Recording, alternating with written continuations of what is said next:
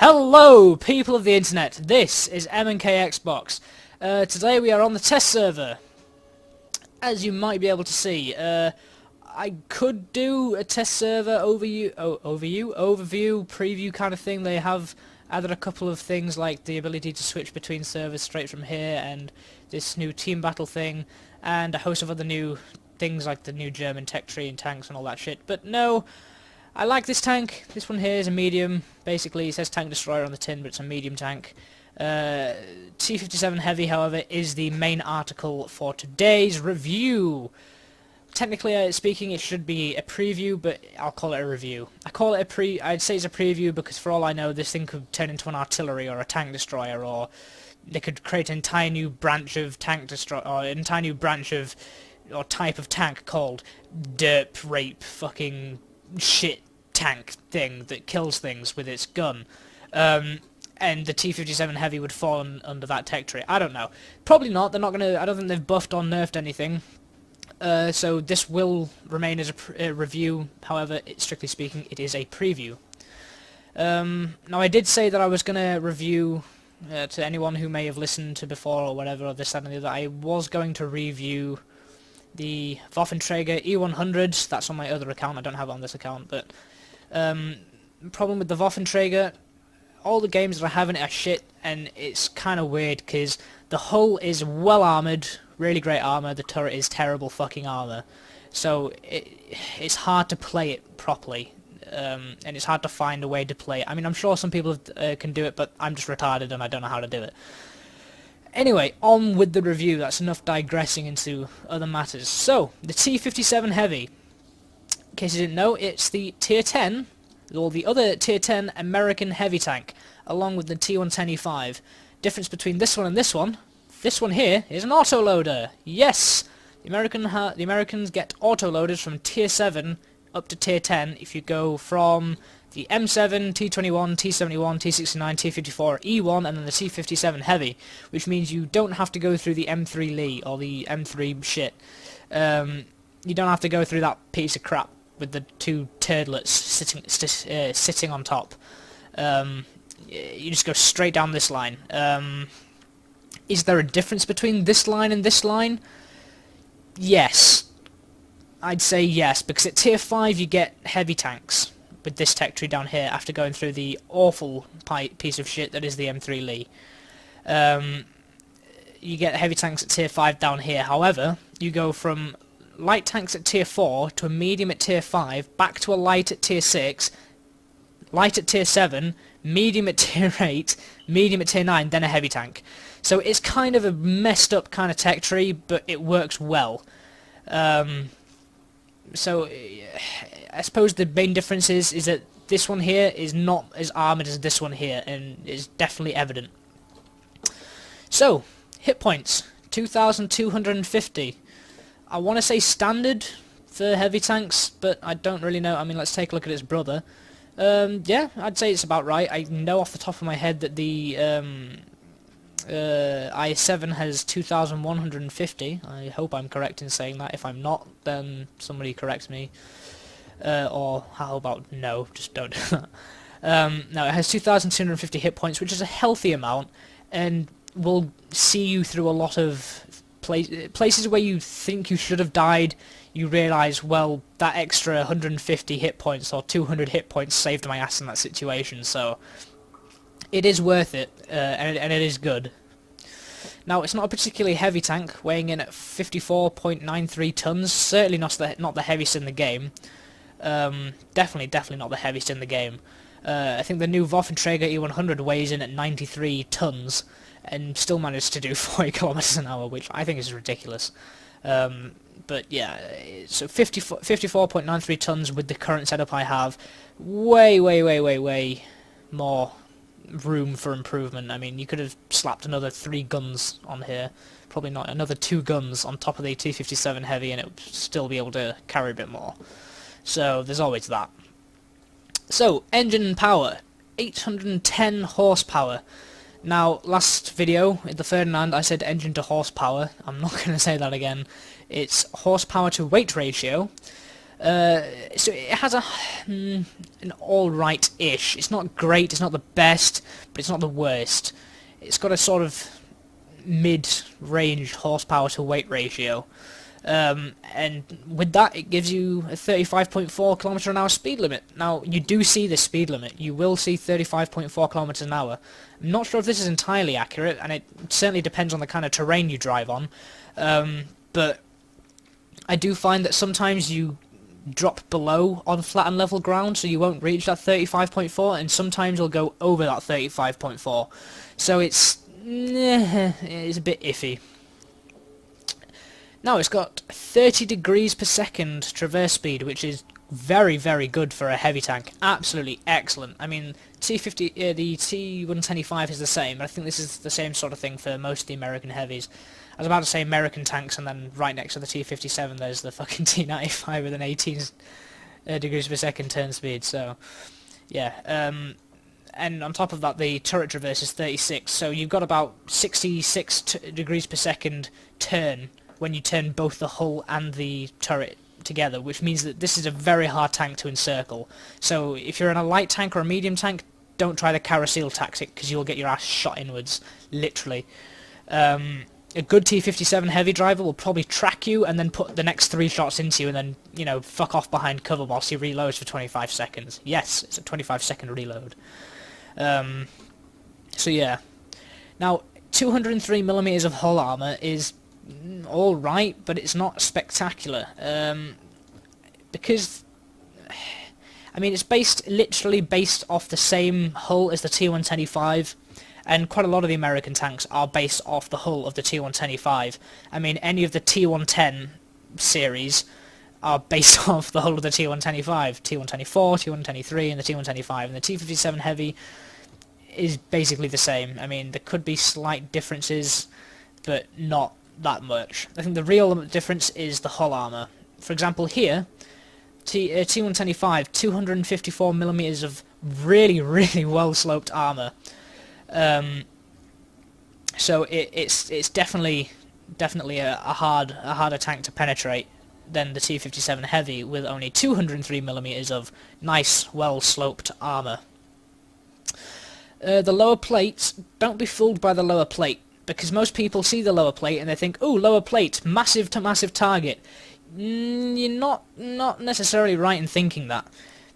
The place where you want to shoot these American tanks is not in this area kind of here, because there's actually a bit more armor here than there is up here, so don't shoot it here. You want to shoot as far down as possible, so preferably if you can shoot here, that'd be good, and even better if you can shoot nearer to the tracks. So basically you're looking, if I can get a view on it, you're looking at shooting about down here, right down along this little rim line here, and you're basically guaranteed a penetration, because the amount of people that shoot here and just bounce is quite funny, because it is, I suppose it's a half-decent slope, and it does have basically the same 203mm of armor as up here. If they shoot here, it's a guaranteed bounce. I mean, it's a more than 45 degree rearward angle, so you're almost guaranteed a bounce unless people start firing premium rounds. Which people don't tend to do. I mean, I was complaining in my Ferdinand video and Jagdtiger video that, you know, people see Ferdinand, people see Jagdtiger, and they immediately think, oh, let's load gold.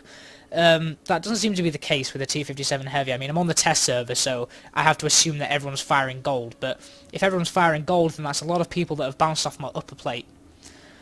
Now, turret armor. This is where this thing lacks. Now, you might think, oh, 127mm of armor, but look at the sloping on that. Yeah, if you shoot them here, what's going to happen is it's going to hit here, but then it's going to bounce straight into this bit here, which is a flatter angle than this part. So yes, you're going to bounce here, but then it's going to penetrate here. And I'm not sure, but I think that the turret armor is literally without this little collar here. I can't remember. It's just, I think it's without this collar. So I'm not sure how much this little collar that goes around the T57 Heavy is, but I know that if you're facing a T57 Heavy like this, shoot it there. Don't shoot it in the turret, because you're a retard if you do, and I'll laugh at you. But, you know, don't be fooled and try and go for here. If you have a shot, take it here, if you can. Or if you have a slightly less, you know, penetrating gun, shoot for the lower plate. I mean, here, and the lower plate are almost guaranteed pens, but here and here are less likely, so it depends if you want to guarantee the penetration, or if you just want to, you know, rush in there and rape these guys. I mean, I know if you're firing, you know, premium rounds, which everyone does, and I certainly do on the test server, you penetrate every time, but yeah. So, standard shell damage, 300 to 500. That's, you know, not bad. That's, you know, of course, the minimum and the maximum, so it could be anywhere between there. I'm not too sure what the average is. It doesn't actually fucking say. Brilliant. I think I'll say on here, average penetration, average damage. So, although the minimum is 300 and the maximum is 500, you see about 400. You'll always see about 400. Low rolls will be about 300. Of course, high rolls will be about 500. Now, don't be disheartened by this kind of lowish damage and penetration here. I'll get onto that in a second. And rate of fire 7.74 rounds a minute. You might be thinking, well, I mean, T110 fires faster than that. You need to remember that this thing is an autoloader. Again, I'll get onto that in a second. And is what is standard with all American tanks, or all tier 10 tanks in general, is a 400 meter view range, and no one cares about the fucking radio. The only, I think the two tanks that have the best view range in the game is the M46 pattern, I think. That's the M48 pattern. Yeah, 420 meter view range, best view range in the game. So this is standard, basically. The view range this has is standard. Now we're going to get on to the gun, which is of course the money end of all heavy tanks in general, or every tank in the game really, apart from maybe light tanks that are exempt from that. So, if I look here, a 120mm gun, basically. It's just the 120mm gun T79, or T179, or T179, or whatever the fuck you want to call it. It's got a 1, a 7, and a 9 in it. Just be creative. Go crazy. So, to reload the drum completely is 25 seconds. That is monstrously good. Basically, the time that it takes for this thing to reload 4 shots is the exact same time, near enough, I think this thing reloads in about 24 seconds. So to reload this drum takes just a second longer than it does to reload the mobile tank destroyer artillery tank Death Star thing. That, you know, that one here. So that's really good, considering it has 4 shots that it can fire. This definitely has the best penetration out of all the tier 10 tanks. Really, I don't need to be firing... I don't know why I'm on this. Really, I don't need to be firing heat, but I like to anyway, because I just want to guarantee penetration. But you get 258mm of penetration regardless, and that is absolutely phenomenal for a tier 10 tank. You know, this is going from heavy tank to tank destroyer kind of penetration, low-end tank destroyer penetration. So that is great. Absolutely best penetration out of all the tier 10s, I think. Damage we've already covered. It's a 0.35 accuracy at 100 meters. That is good for a heavy tank. And considering this thing fires every 2 seconds, I mean, you have 4 shots in the clip every 2 seconds, so in 8 seconds you can do, what, 1600 damage, I think? Yeah, so 8 seconds you can offload 1600 damage, which, again, is pretty much the exact same that the Death Star does from 1 shot, but it might not always do that. You have to bear in mind this thing does about maybe 600 to 700 if it tracks them and does splash damage. But when you penetrate, fuck, is it brilliant. But that's irrelevant. And a 2.7 second aiming time, absolutely great, I think. Actually, no, the aiming time, I take that back. The aiming time, it could be something to be improved. So it's not best aiming time, but it's not the worst aiming time either. And it weighs 2,849 or 2.849 tons. Right. Equipment. I'd suggest a vertical stabilizer, purely for the fact that this thing has an alright, not too bad aiming time, but you can get that aiming time even down, and basically what the aiming time, or what a vertical stabilizer will do is, for example, if you're moving, and your aiming circle is this big, with the vertical stabilizer, your aiming circle might be this big, and then it'll shrink even more. Well, it'll shrink to the same it was before, but it'll start off with a smaller circle. Vents makes everything over here better, 5% better, so it's always good to have vents on basically all of my tanks. I think I've got them on every single one of my tanks, apart from this one. I always like to have vents. And an enhanced gun lane drive just for an even faster aiming time. I think instead of the enhanced gun lane drive, you could go for coated optics if you wanted sort of long range kind of engagements. I haven't found that getting ammo racks is that much of a problem, so wet ammo rack is not something to be, you know, universally acknowledged for the T57 heavy, but, you know, hey ho, preference is preference. The toolbox is useful because it's not, it doesn't require gold to demount, so you can just swap it from tank to tank if that's what you like to do. This is a heavy tank after all, and you want to spend as little time tracked in front of the enemy as possible. So you could swap the gun lane drive out for basically anything you want. Again, just on the test server, I'll always load case of cola instead of fire extinguishers because, you know, I might as well. It gives 10% to all crew skills and perks throughout the course of the battle, so that's always nice. I always put that to crew skills. The commander I have Recon. That's just to improve this little. Pointed with my finger there, I just realised how stupid that was, to increase the view range of this T57 heavy from 400 to maybe 410, I don't know, I have absolutely no idea. And then, the best way I could compare this, the T57 heavy, would be it's closer to a medium tank than it is to a heavy tank. It's a heavy tank, and it's classed as a heavy tank, and I respect that, but how I brand this, there's heavy tanks, which would be like the mouse, there's kind of average heavy tanks, which are like the T110E5, and then there are sort of medium or heavy mediums, which are kind of like, they are heavy tanks, but they act like mediums. And the other example I could give would be the IS-8. That thing is classed as a heavy tank, but you could play it like a medium. I play it like a medium, and you know what, it works just fine. You could play this thing like a medium, and it's probably better to play this more sneakily and a bit more reserved at long range, or not be on your own. Because the last thing you want to be in a T57 heavy is on your own, because yes, you have a 25-second reload, but that's only good if you've got friends with you or if nobody else is shooting back at you. If you go around a corner, offload a clip into someone, and there's 3 people around there, they have 25 seconds to kill you. And if those 3 people happen to be 2 Foch 155s and a Jagdpanzer E100, you're not coming out of the, you know, you see where that's going to go. So although the 25-second reload is great, you don't want to be on your own. Or if you are going to be on your own, play it reserved and at a distance. And the game I'm going to show you is a great example of that. And like I said, because this thing is a medium tank, it's great for popping out from round corners, taking your shots, and then getting back in before anybody really notices what's going on. And that's why I've got vert stabs, vents, snapshot, and smooth ride. And then repairs, just because why the fuck not? In my opinion, I think the loaders for World of Tanks have got absolutely shit choice of skill. I mean, intuition is a chance, it's not a 100% certainty. Safe stowage could be good if you're in a situation where you're going to get ammo racked, or if you're a tank that gets ammo racked easily. Adrenaline rush, I don't know, I mean, I've never felt the need for adrenaline rush. I don't think I've ever felt the effects of adrenaline rush before. I mean, in a tier 10 game, if you have 200 hit points left, the next thing that kills you is going to kill you. And if that person who's going to kill you has full health, they don't care if they take a shot from you. So in my opinion, I think the loader could have a, you know, better choice of skills. But hey, that's just me.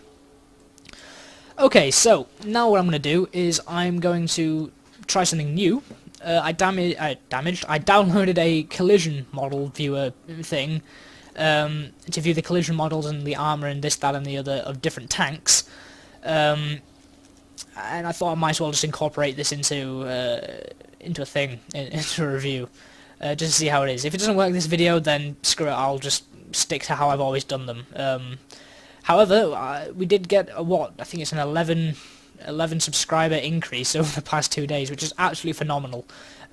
Which is getting us to that goal of 100 subscribers. And remember, if we do get to that 100 subscribers, it's competition time. Anyway, so I'm gonna hop out of the garage here and go to the viewer, the collision model viewer. So I shall be right back. And we are back, and as you can tell, this looks basically just like the garage, except we don't have all this fancy crap up around here. This is basically the World of Tanks viewer that I was talking about, and you know, I can move this around, so it's definitely different. You know, if you really want to, you can look outside the garage and this, that, and the other. It's basically just a means of showing you the collision models to see how much armor it has in certain places. I mean, you know, tanks say they have certain armor in certain places, or they generalize. They say, oh yeah, you've got this much on the front, this much on the side, this much on the back. That's about it. So if I turn on collision, boom, there you go. It lights up like a fucking Christmas tree. So as you can see, like I was saying, this bit up here actually, although it says 203mm, that 203mm only applies to this little band just about here. So if you could just see that for a second, it's this little band here.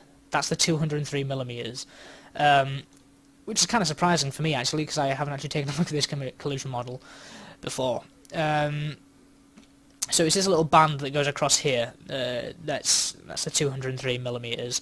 This part behind looks like, if I'm correct, could be 114mm. It could be to 127. So that's about 114.3 or 127mm up here, and that's the same down here. That's still 114mm. So 114mm for a lower plate that's angled backwards and curved can be quite a lot.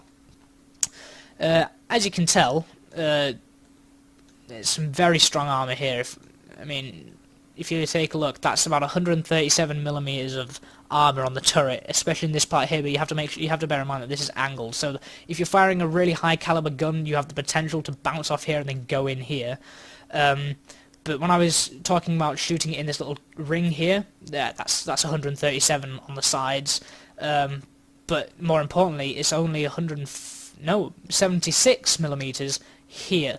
So this is the weakest part. This is the weakest frontal armor. But of course, this part's the gun, so don't shoot there. This is the weakest part of the armor just here.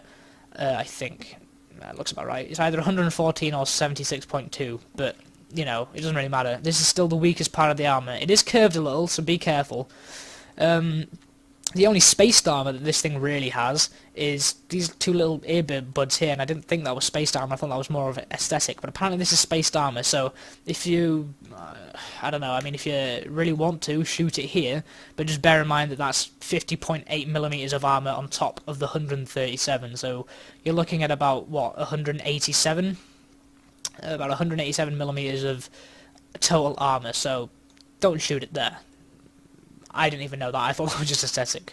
I don't think it makes too much of a difference. And of course, the rear is absolutely terrible. It's got next to no armor. I think that's, what, 25.4? What's a bit more interesting is that the tracks don't seem to serve as that much armor. If anything, they're 20mm of armor, but then that's 20mm of armor on top of the 76.2mm that are there as well. And I was certainly expecting the top of the tank here, which is this massive flat area here, to be a little bit more to be a little less armor than just 76.2mm. But I don't know, that surprised me a little. So yeah, that's all. Now, to be honest, I can show you the traverse speed now as well, or the traverse. So of course, this thing can turn 360 degrees in any direction. So that's, you know, standard. You can turn the turret 360 degrees, so you have a gun traverse of unlimited. If I put that back to 0. Now, gun elevation, only 12 degrees up. And if you can see, that's why. If I reset that, it's because of this part here. It can't. This is where the autoloader mechanism sits, and that's why on all the autoloading tanks you see this massive jagged bit sticking out of the back. And it hits the engine plate here, or the engine deck, so it won't go down any further. But the gun depression, I believe, is even worse. So remember, the gun elevation was 12, gun depression only 8. You only have 8 degrees of gun depression, which is absolutely terrible. These tanks with oscillating turrets have absolutely gun depression and elevation. So, yeah. Anyway, so this was just kind of an experimental thing. Oh, also, it looks like the gun counts for 50.8mm of armor, so there you go. and that's what it looks like when it's destroyed. So yeah, we'll hop into the game now, and I will basically get to see how this thing performs. Right, so fairly standard game on Westfield. Nothing too special. Don't have XVM, so I can't show how retarded people are. If you had any concerns or wonders about what the Waffenträger E100 looked like, well, there you go. That's what it looks like. So yeah, this game was kind of weird because usually when you go on the test server, it's 90% of the team are tank destroyers, and then there's just like 2 or 3 artillery, or 1 artillery, 1 heavy tank, and 1 medium. So it's definitely weird. Now I decided to go off down towards the eastern side of the town over here, and as it turned out, I ended up all on my own. I'll go to fix camera here. I ended up all on my own down here, but that works out in my favour, I think. So it wasn't too bad. It wasn't too bad at all. So I'm heading off down here, and I get the feeling that the what is it? The Waffenträger E100 and the 50B die. I'm not too sure though. So yeah, I head off down here. I kind of play a bit apprehensively at first, bearing in mind that I don't have that much armour, and I'm expecting the Waffenträger, Jagdpanzer E100, and FV215B 183 and Foch 155 to be up here, which, spoiler alert, turns out to be true. So I go around to see if I've got a shot. I don't. So I continue to move forward. Just advance a little bit here, see if I can get a good enough shot. And really, I was expecting the Foch 155 to be sitting around here, or one of those 4 nasty tank destroyers to be sitting up around here. Now, their 50B just nailed our 215B 183, so that's a little bit disheartening, but then our scumbag nails the enemy T57 heavy.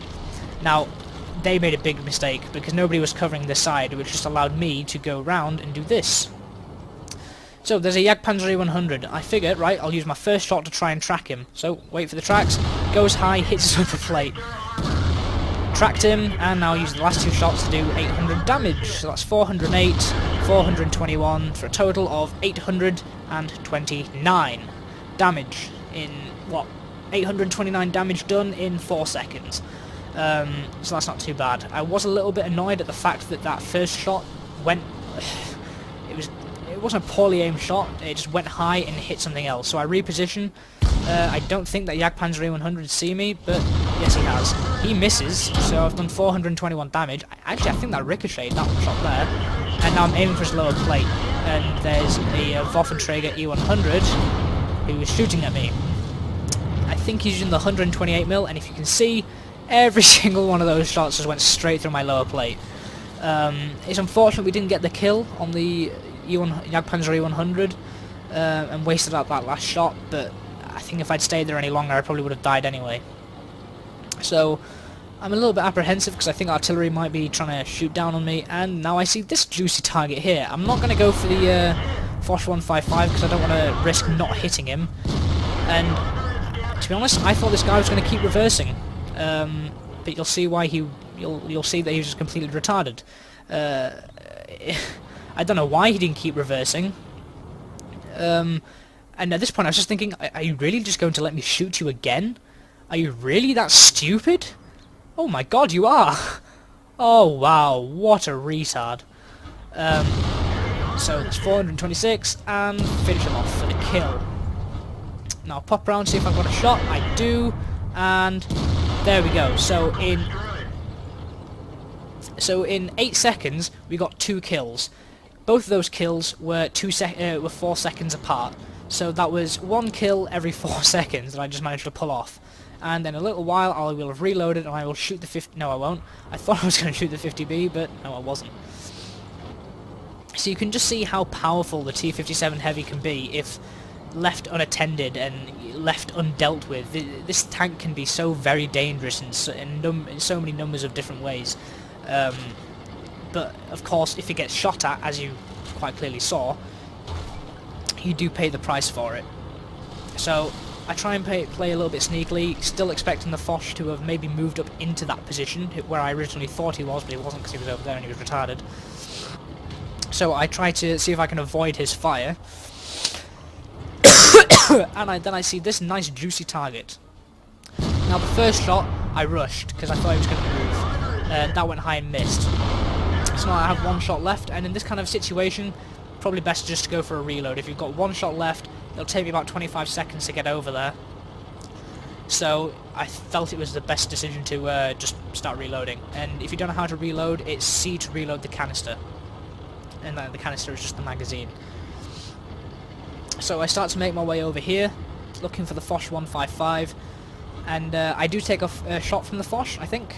Or I think it bounces, I'm not even sure. I can't remember. This was a game I played yesterday, so my memory's pretty crap with this kind of stuff. So I'm looking around, checking out my tank. Oh, fuck. Get it? That was really bad. Aim for his turret, he misses. That one went low and dead. So, and then our Batchat 155-55 finishes off their arty. So, as you could clearly see it in that excellent demonstration, the T57 Heavy can be such a deadly tank if it's left unattended and left undealt with. So it's absolutely crucial that if you see a T57 Heavy on a flank on its own with nobody dealing with him, go and deal with him. Yes, he can deal a lot of damage into you, but remember, whilst he's reloading, you have 25 seconds to kill him. Especially if you're a tank like a Batchat 25T or an AMX 1390.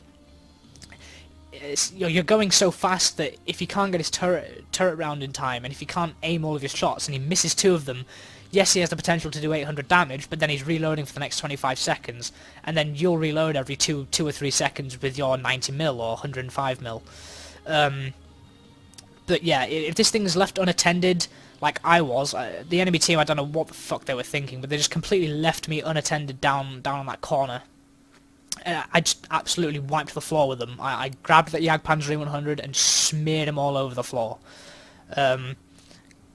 It's just one of those tanks that is dangerous whilst left alone, but if you can deal with it properly, it's quite a weak tank. It's fragile, which is why you need to play a bit apprehensively and a bit...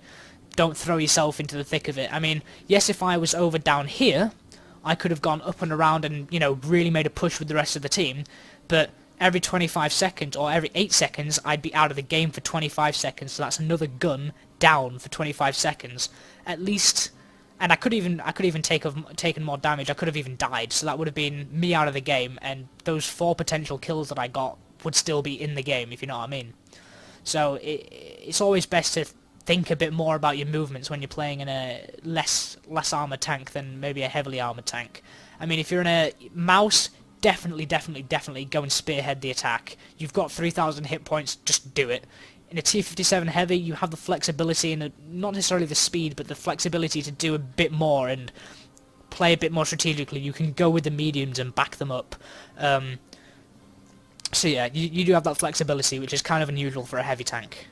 Anyway, so this has been the 8.9 test server. Not preview, not review, but reviewing, well, it is a review. Reviewing of the T57 Heavy. Again, bear in mind that everybody has been firing gold at me. I'm just making this automatic assumption, and I'm also basing the assumption that all these people that I was fighting against haven't gotten past about tier 4 or 5. That's something you have to assume and take into consideration whilst you're watching these videos that I'm putting on the test server, because about 80% of the people are noobs. And see, ooh, tier 10, I'll go to tier 10 and I'll play these tier 10 tanks, but I have no idea what I'm doing. And everyone's firing gold, I'm firing gold. But to be honest, I'm pretty sure all of those shots that I fired would have penetrated anyway, so it really doesn't make that much difference. So, yep, this is MandKXbox signing off with the T57 Heavy Tank review at tier 10.